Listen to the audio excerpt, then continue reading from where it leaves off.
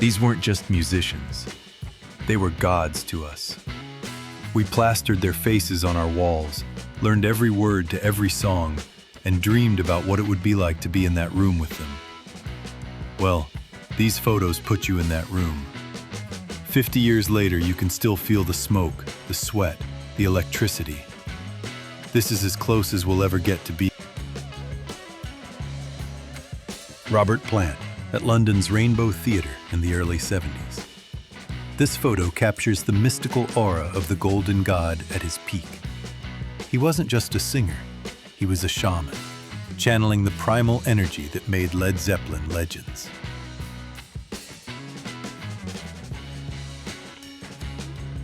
The original Red Hot Chili Peppers, 1987. This is a moment of calm before major transition. Just 1 year later, guitarist Hillel Slovak, far left, would be gone, taken way too young. His passing devastated the band, but led directly to John Frusciante joining and the classic lineup being born.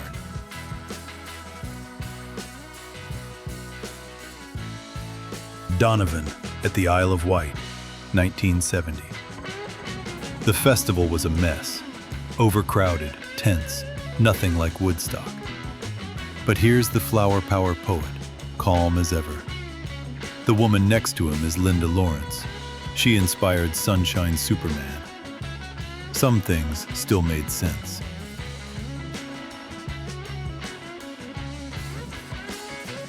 February 1st, 1959. This is one of the last known photos ever taken of Buddy Holly.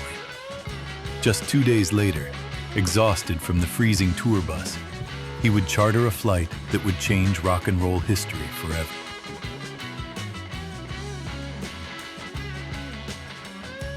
The Four Horsemen of Metallica, 1985.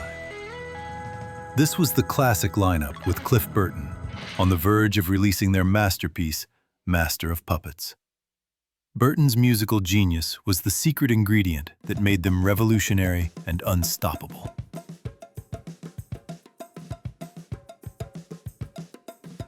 Led Zeppelin's acoustic side, 1971. After being dismissed as just a loud blues band, they added a stripped-down set to their show. It was a powerful display of their incredible musicianship, proving they could whisper as well as roar.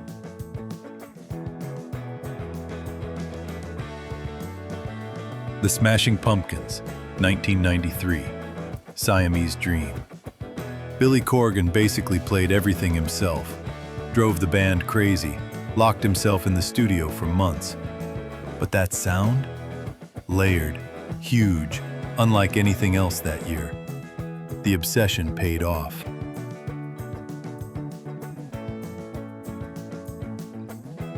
The Rolling Stones at the Beggar's Banquet Party, 1968. Pie fight, champagne, absolute mess. One of Brian Jones's last public moments with the band he started. Within months, he'd be gone. But right now, cake in the air, cameras flashing, rock and roll at its most ridiculous.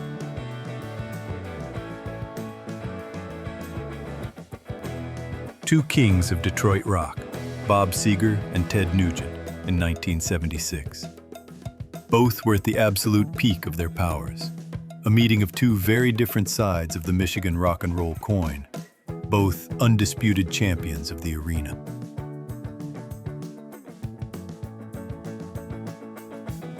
David Bowie in 1974, performing Rebel Rebel. Ziggy Stardust was gone, and this glam pirate persona was the bridge to his next chapter. This was Bowie's swaggering, riff-heavy farewell to the very glam rock scene that he had created.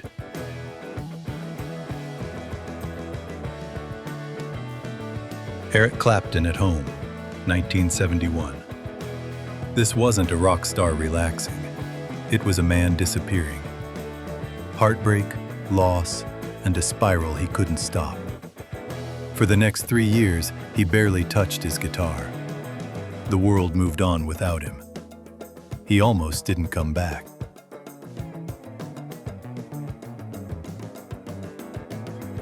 Jimi Hendrix at Forest Hills, 1967.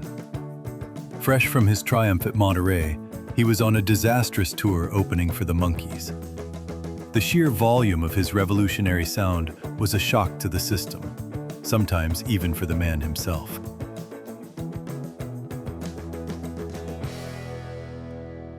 The Eagles in their natural habitat, Topanga Canyon.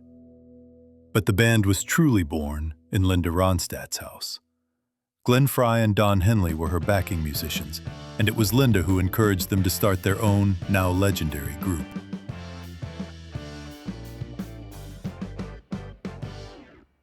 The King of Punk hits the beach. This photo was actually taken in LA, not Coney Island. What many don't know is that the Ramones were massive Beach Boys fans, and that surf rock sound is the secret ingredient in their punk anthems.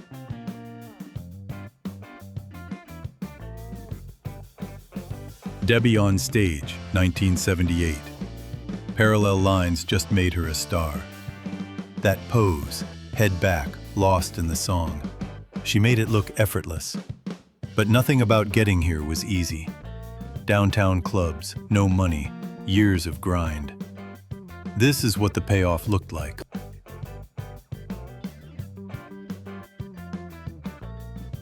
Joan Jett and Sandy West, 1977. The Runaways were falling apart around them. Egos, management, the usual wreckage. But these two, solid.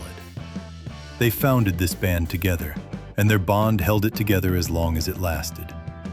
The real heart of the Runaways.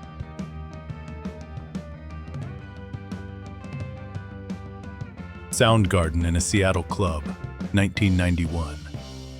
This is the moment before the explosion. They were the pioneers of the Seattle sound, blending punk and metal years before the world learned the word grunge. The underground was about to go mainstream.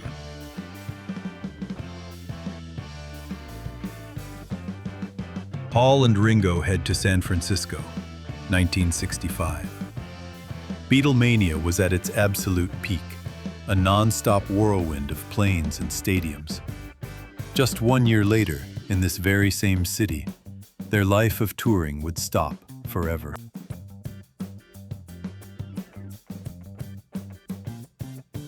The photo that defined punk rock. This shot for their debut album wasn't the first idea.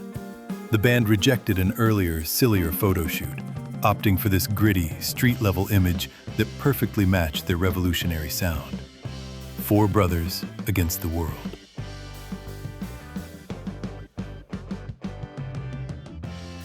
That little old band from Texas, 1969. And wait, where are the beards? Nowhere. That comes later. Right now, it's just Billy, Dusty, and Frank working out that low-down Texas boogie in beer joints and roadhouses. Nobody outside Houston knows their name. Give it a few years.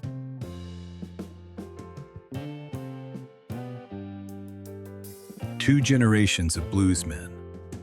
Long before this 1988 photo, the Stones hired a then unknown Stevie Ray Vaughan to play a private party in '82. They were so blown away by his talent, they immediately tried to sign him to their own label.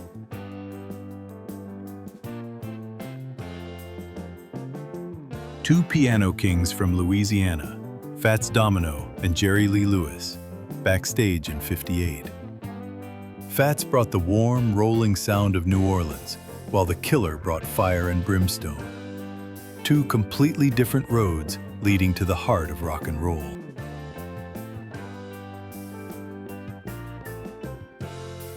The Who on Ready, Steady, Go, 1965.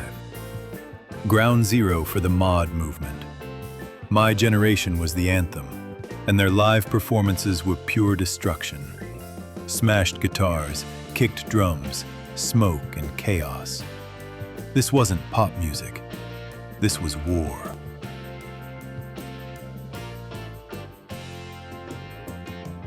Jefferson Airplane in their famous San Francisco mansion, 1970.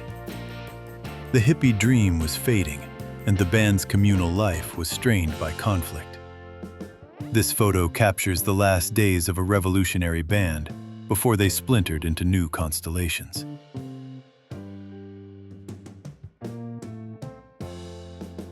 The original Bad Boys of the Stones, 1964. During this very first American tour, in a nearby Florida hotel room, Keith Richards would famously wake up in the middle of the night with the riff for Satisfaction fully formed in his head.